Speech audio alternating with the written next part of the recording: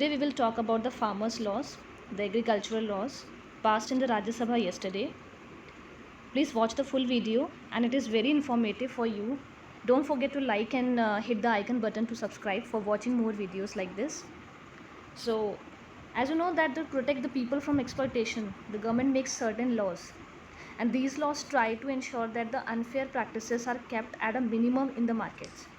So here in the video, I will not stretch more, but yes, in brief, I will tell you. I will cover some points here, so that in a brief you will come to know that what are these three agriculture bills passed in the Rajya Sabha, and specifically why Punjab and Haryana is the epicenter of the high agitations, and basically what is the reason why these farmers and some farmer activists or maybe some oppositions are doing the agitations or protest, and basically in this two states, especially in Punjab and Haryana. So, what is the reason behind it? Why not others are coming forward? And what happened actually during the session in Rajya Sabha when these three bills were passed? So, Modi's government's three agriculture reform bills, they all has created a political controversy and hypocrisy also. So here these bills have upset not only the opposition, but it's also upset the ally, that is Akali Dal. So Akali Dal, basically let me tell you, Akali Dal is the political party in Punjab. So let us talk about what these bills will bring the changes to agriculture and what these bills will do for the farmers. So I want to tell you before going ahead that my this video is not actually to hurt anyone or to not favor any particular political party or any particular member, but also not to criticize any member or any other opposition party. This is just after doing my analysis and after putting so much hard work for this video, I thought that I should bring forward some specific points so that what I actually judge, so you also should judge it. I mean to say that never switch off your detective power. Okay, what I want to uh, tell you specifically, these are factual things what I have analyzed in past 2 days, and I just wanted that you also should do the same. But before that, I just want to introduce what these bills were actually, and what changes they will bring, and why these changes were very much necessary. But after bringing these bills to be implemented in India, so what will be the conditions of the farmers and the agriculture sector? What will be the condition? So let me tell you. In the month of November, in Amritsar, the ally of BJP, that is Akali Dal, they set up the Committee on Agricultural Reforms, and the committee emphasized on one statement, and the statement was all restrictions should be removed, bringing the amendment on essential commodity 1955 Act, that is ECA 1955 Act. Let me tell you, ECA is a Essential Commodity Act, and during that time this committee was headed by one of the renowned person, that is Narendra Modi, Mr. Narendra Modi. Now the same debate is reopened once again. You must know about ECA 1955 Act. What it actually passed during the World War II, and it really needs the amendments too. You know that in 1947 India was liberated politically. In 19 Constitution was made, and in 1942 the elected government came into existence. In 1991 the India liberated from license quota Raj. Now it's time to raise the question, who is still colonized under these politicians, bureaucrats, traders, middlemen, and consumer? You know that many of the good laws, or maybe many of the bad laws, have been passed during the Second World War, the British time, and one of the law was this Essential Commodity Act Now this debate has reopened because it has to be, because it's a inherited one and it is carried out till the date. It demands for the reforms, it demands for the changes in the agricultural laws, and really it is very necessary to do so. Let me tell you about the three bills which were passed in Rajya Sabha. The first is the Farmers Produce Trade and Commerce Promotion and Facilitation Ordinance 2020. Then the second is the Farmers Empowerment and Protection Agreement on Price Assurance and Farm Services Ordinance. The third one is the amendment to the Essential Commodities Act, ECA 1955. So the law states here that interstate movement of agricultural produce will be free. Let me tell you, just take an example that, for example, if you grow uh, vegetables in a particular district, okay, if a farmer grows a particular uh, vegetables in a particular district, so that the farmer cannot take the produce to another district or another state, because he has some restrictions put by the government, that is to go only one mandi, that whatever the farmer is producing, that produce must be sell out in that particular mandi of the particular district.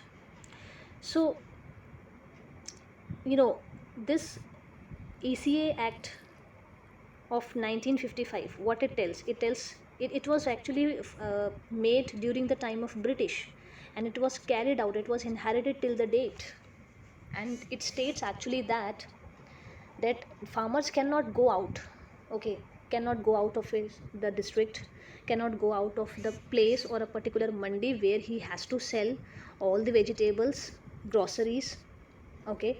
So this is really needed, that it should be, there should be some reforms in the agricultural laws. So this law is interstate movement should be there of agriculture produce, it should be free without any tax. Then my question is that why agitation, why protest? Question is that why agitation, why protest have been started, why only these two particular states, Punjab and Haryana, are the epicenter of these agitations? Not only farmers specifically, you can see in the videos, you can watch in the on the television, that these are the farmer activists, okay, some oppositions also. So because these are the two states which earn a lot of money from agriculture only. Agriculture is actually a big source of revenue for Punjab and Haryana. These states have to maintain the buffer stock of wheat, rice. So it is maintained by FCI, Food Corporation of India. So basically what happened na, before GST, जब GST नहीं था, so before GST लागू नहीं हुआ था, the FCI buys the tons of wheat and rice from Punjab or Haryana, and before the GST it was 10%. I mean the tax which they used to pay to the mandi tax जो उनको pay करना होता था, that is 10%. But after implementation of this law of GST, they have to pay only 8.5%. It means 8.5% value as a mandi tax. Then 2.5% point value goes to mandi committee also. I mean there is a committee in particular mandi, so to those committee these have to pay 2.5% tax. Then rest 6% tax. You can just imagine 6% more than that percent which goes to mandi committee. So 6% tax goes to state government. It means that these state, Punjab and Haryana, earns approximately 5,000 crore every year. So this is, you can imagine this is a big source of revenue for these two states. So specifically, you can watch on television in the news channels now these days how the farmers, not only farmers, basically majority may, you can see that oppositions and some activists, they are the only one who are protesting. And I can say that opposition is in majority than the farmers. Now basically, what is the idea behind raising the agitations or organizing such protest? So that is only MSP. MSP. So what is it? MSP means minimum support price. Minimum support price, which tells you that below such amount nobody will sell or nobody will buy the groceries. So minimum support price should be fixed by the government, and it is fixed already.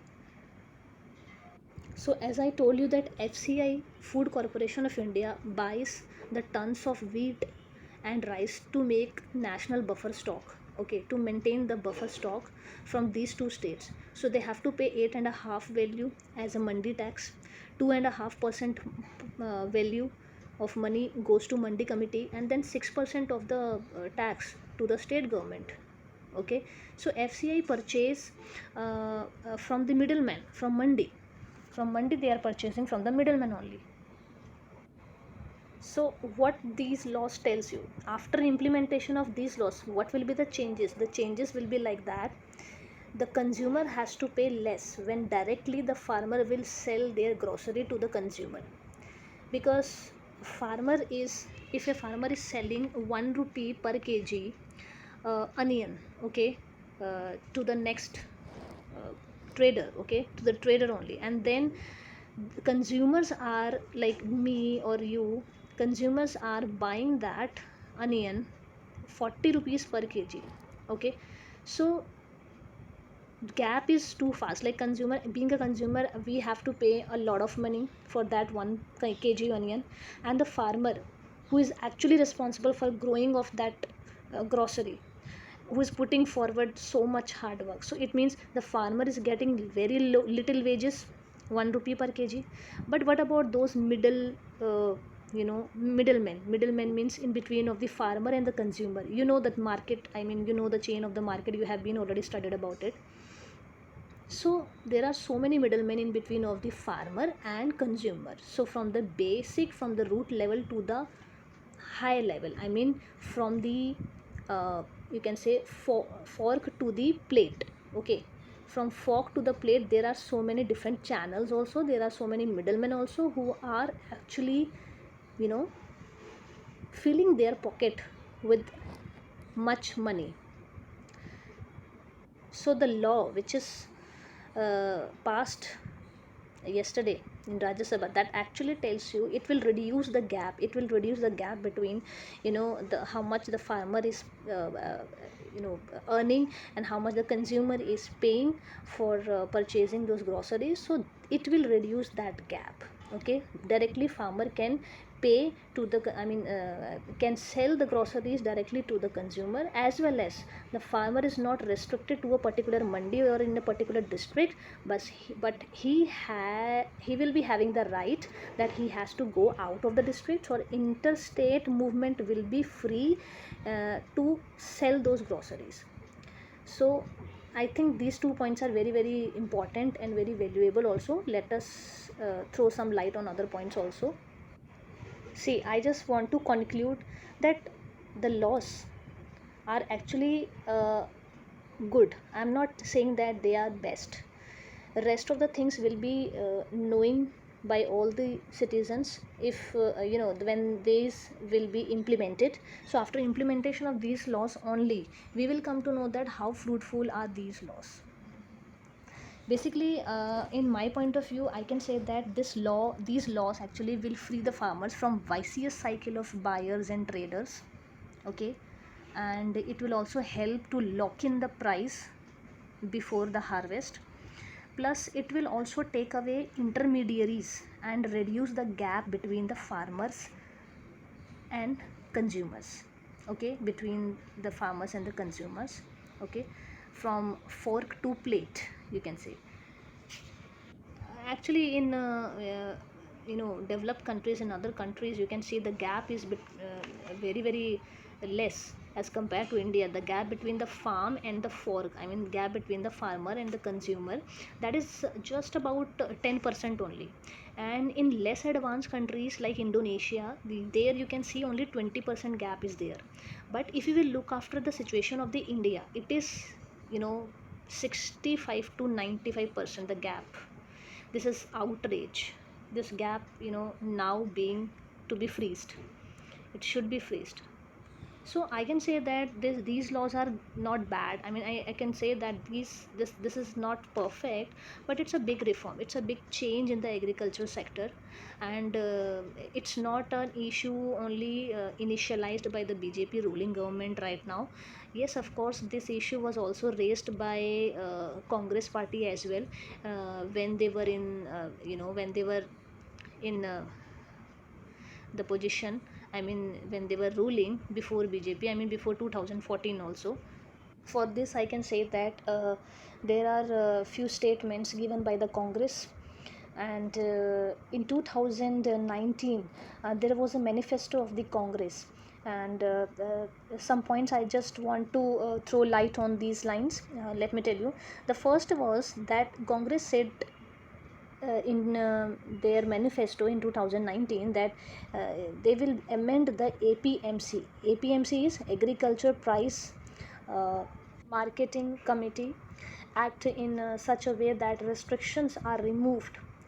Okay, then please listen carefully. Second point, second statement they gave that Congress gave that they will set up new agricultural markets in large villages and small towns without any restrictions. Okay, so just you are very smart, you are very good in enlightened citizen, so I think you can judge here that how Congress have also put forward the same scenario, the same thing, and they demanded for the reforms in the agricultural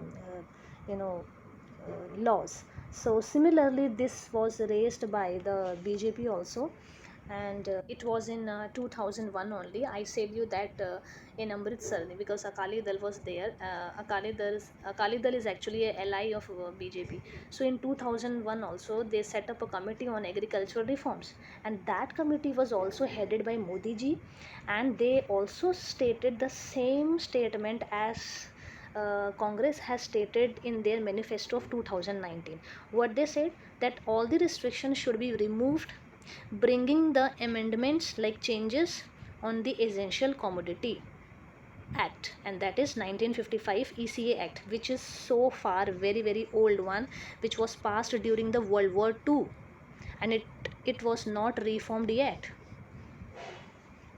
So I can say I am very much assured that the first law and the second law, which were passed in the Rajya Sabha yesterday, so they are in favor of farmers and in agricultural reforms. They are uh, good. I cannot say that they are perfect, but yes, they are good to start. But the third one is the amendment to the Essential Commodities Act ECA 1955. It actually brought the controversy. Basically, why these agitations and opposition occurred, just because they are very much concerned for the MPS. MPS means, sorry, it's MSP. MSP means minimum support price. So here many farmers activists, they said that minimum support price, as BJP already had increased, but that increment is not too high, it was very very less. And again they are saying that if the bills will come forward and they will become act and implementation will be done, so the outsider means the privatization, like private companies will definitely purchase the groceries from the farmers, from the market, from the mandi. And obviously the MSP, the minimum support price, will be low. I mean, it will not be fixed. So they are just putting the question that why not this ruling government is stating one line or not mentioning one line regarding MSP. They want a surety from the government, from the ruling government, that MSP should be included in their bills, in their act, that they should give the surety that they will not change any or they will not reform the MSP, minimum support price value. They will not reform. It will be equal in all the states, and privatization करने के बाद भी जो है MSP उनका same रहेगा. It will not vary. So they want that MSP will raise, then privatization will also raise the money. So what will happen? The price hike will be happen in future. So this is the main issue. They are stick to that, and they are protesting, they are doing the agitation just because of this.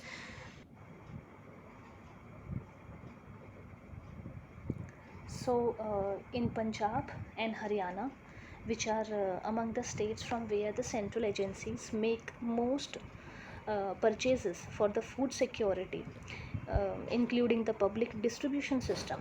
So there is an additional fear that farmers may miss out on getting the minimum support price, which is often more than the market price, particularly during times of surplus.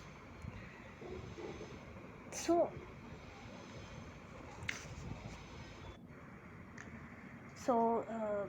these are actually the bills which became the controversial bills, and even you can see that how agitations are going on.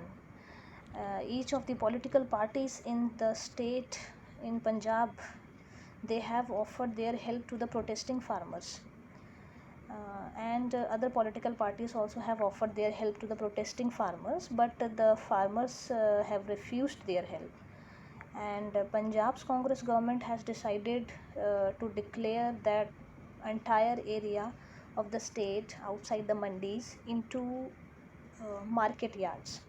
So maybe this would prevent the implementation of the Central Act in the state.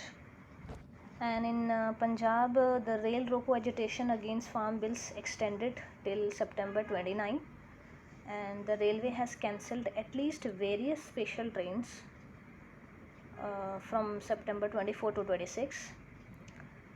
And protests against the farm legislations have been witnessed in various parts of the country, like including Haryana and Odisha and MP also.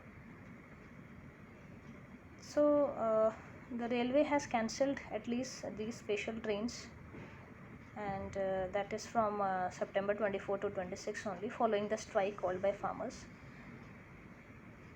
And according to the center, these bills will help small and marginal farmers by allowing them to sell the produce outside the mandis, and sign the agreements with agri business firms, and doing away with the stock holding limits. So the basic thing is that the bills are good, not good enough. I mean, not the best, but yes, a very good start. But I would like to say something, that if opposition wants that one line should be also, you know, should be mentioned in the bill which is already passed, in that one line of MSP, regarding MSP, that MSP will be fixed, MSP will be there, a surety of MSP will be given to the farmers. This should be included in the bill. So opposition want that if this will be included, that is okay, they will not opposed. So this is the only thing, that why they are agitating, why they are protesting, just wanted that it should be included. So I hope you like this video. It is very informative for you. I hope you will watch the next coming videos as well, and if any query, anything is there, please comment below, and I will definitely resolve your problems. Till the time, goodbye, take care.